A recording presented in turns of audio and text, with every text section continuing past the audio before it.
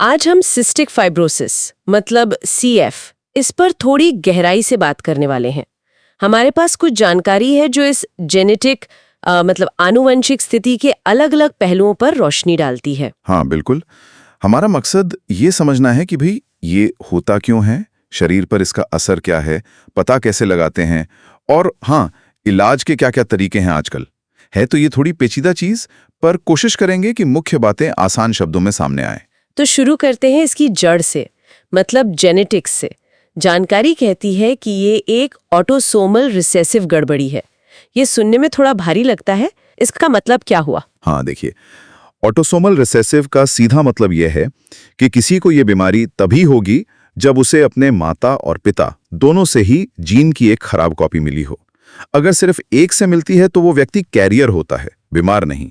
अच्छा। और ये जो गड़बड़ी है, ये होती है क्रोमोसोम नंबर 7 पर।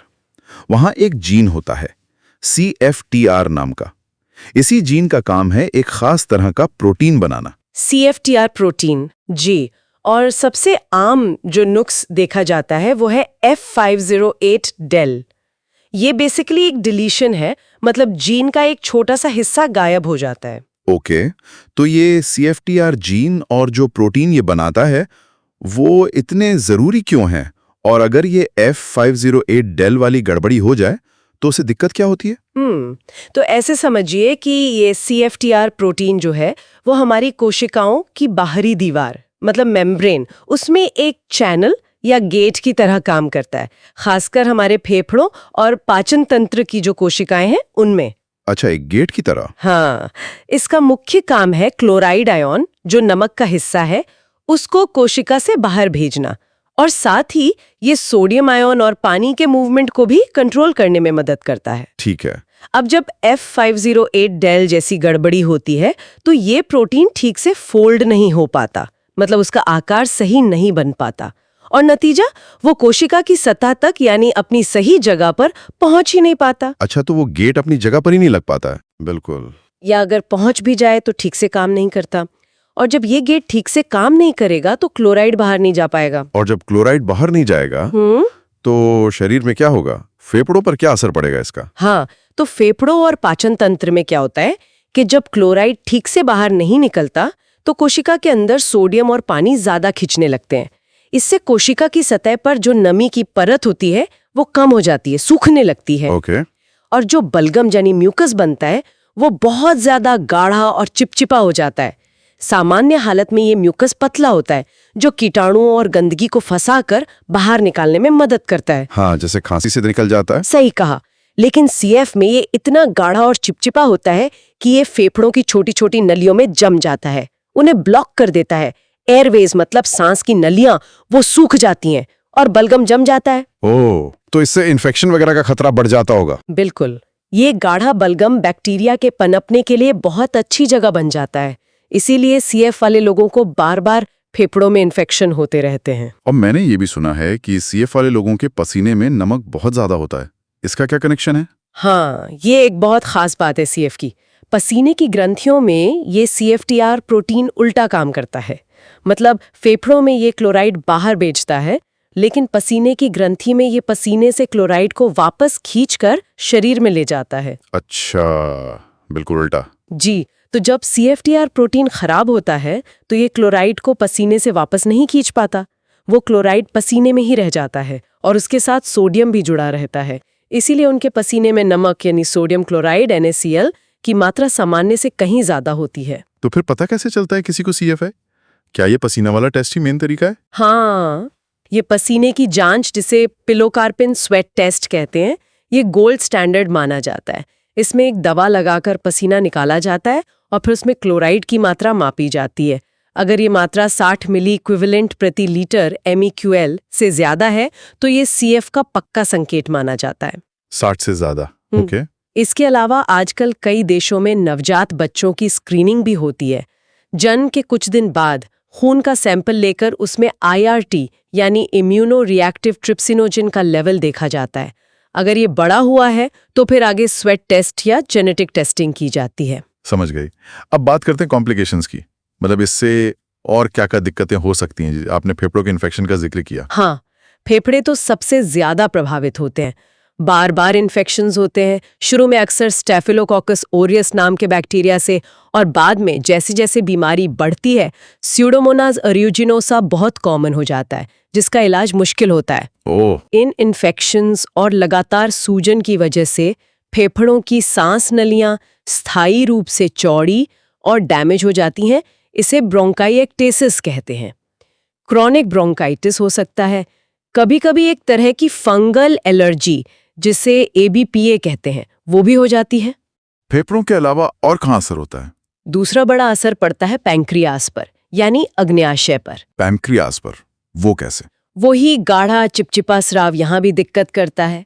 पैंक्रियास पाचन के लिए जरूरी एंजाइम बनाता है जो खाने को तोड़ने में मदद करते हैं, खासकर फैट यानी वसा को।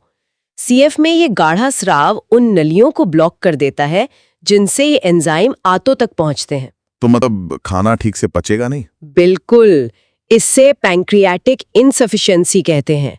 वसा और वसा में घुलने वाले vitamin A, D, E, K इनका अवशोषण ठीक से नहीं हो पाता। नतीजा होता है स्टीएटोरिया, मतलब मल में बहुत ज्यादा चिकनाई आना, वजन ना बढ़ना और पोषक तत्वों की कमी। अच्छा, ये तो बड़ी समस्या है। बच्चों में भी कुछ खास होता है? हाँ, कुछ नवजात बच्चों में जन्म के समय ही मेकोनियम इलियस हो सकता है। मेकोनियम बच्चे का पहला मल होता है। CF में ये इतना गाढ़ा और चिपचिपा होता है कि वो छोटी आंत में फंस जाता है और रुकावट पैदा कर देता है।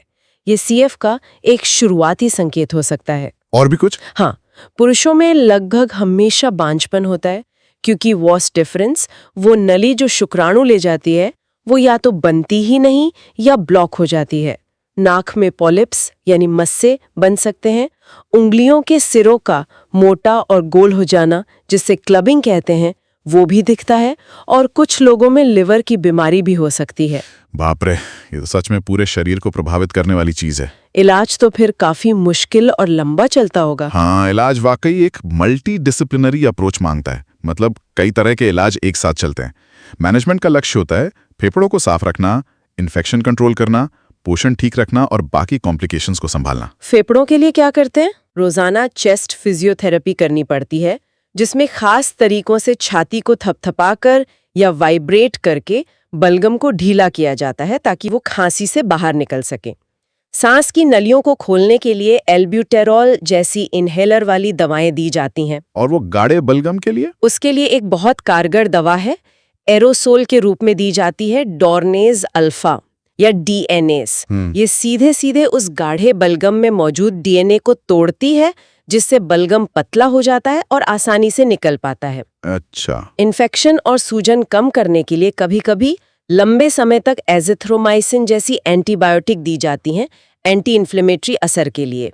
कुछ स्टडीज में आइब्रोप्रोफेन की हाई डोज से भी बीमारी बढ़ने की रफ्तार धीमी होती देखी गई है, पर इसके साइड इफेक्ट्स पर ध्यान रखना पड़ता है। और वो पाचन वाली समस्या के लिए क्या करते हैं? उसके लिए पैनक्रियाटिक एंजाइम रिप्लेसमेंट थेरेपी दी जाती है। मतलब हर बार खाना खाने के साथ एंजाइम की गोलियां लेनी पड़ती हैं। ये गोलियां आंत में जाकर खाने को पचाने में मदद करती हैं। DEK के सप्लीमेंट्स भी बहुत जरूरी होते हैं, वो भी खास तरह के जो आसानी से एब्जॉर्ब हो सकें। अच्छा, पोषण बहुत जरूरी है CF मैनेजमेंट में। हमारी जानकारी में कुछ नई दवाओं का भी जिक्र था, जैसे लुमाकाफ्टर, रिवाकाफ्टर। ये कैसे काम करती हैं? ये तो बड़ी उम्मीद जगाती होंगी। हाँ, ये दवाएं जिन्हें CFTR मॉड्यूलेटर्स कहते हैं, ये पिछले कुछ सालों में वाकई एक क्रांति की तरह आई हैं। ये सीधे उस जड़ पर काम करती हैं, यानी खराब CFTR प्रोटीन पर। सीधे प्रोटीन पर? कैसे? इनमें दो तरह की दवाएं होती हैं, करेक्टर्स और पोटेंशिएटर्स। लुमाकाफ्टर या टेजाकाफ्टर जैसे करेक्टर्स क्या करते हैं कि वो जो F508 डेल वाला प्रोटीन गलत तरीके से मुड़ा हुआ है, उसे सही आकार लेने में मदद करते हैं ताकि वो कोशिका की सतह तक पहुंच सके।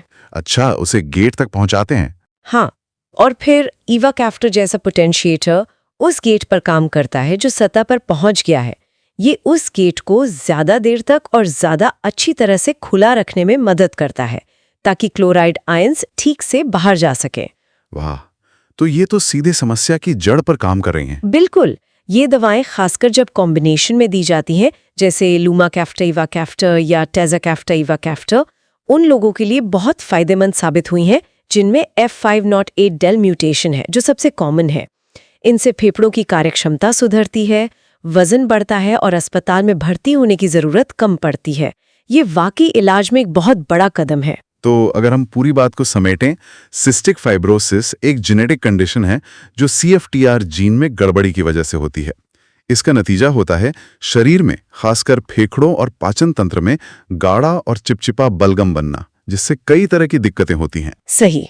पता लगाने के लिए पसीने की जांच या नवजात स्क्रीनिंग की जाती है और इलाज में लक्षणों को मैनेज करने के लिए फिजियोथेरेपी, दवाएं, एंजाइम वगैरह के साथ साथ अब ऐसी दवाएं भी हैं जो सीधे उस खराब प्रोटीन को ठीक करने का काम करती हैं।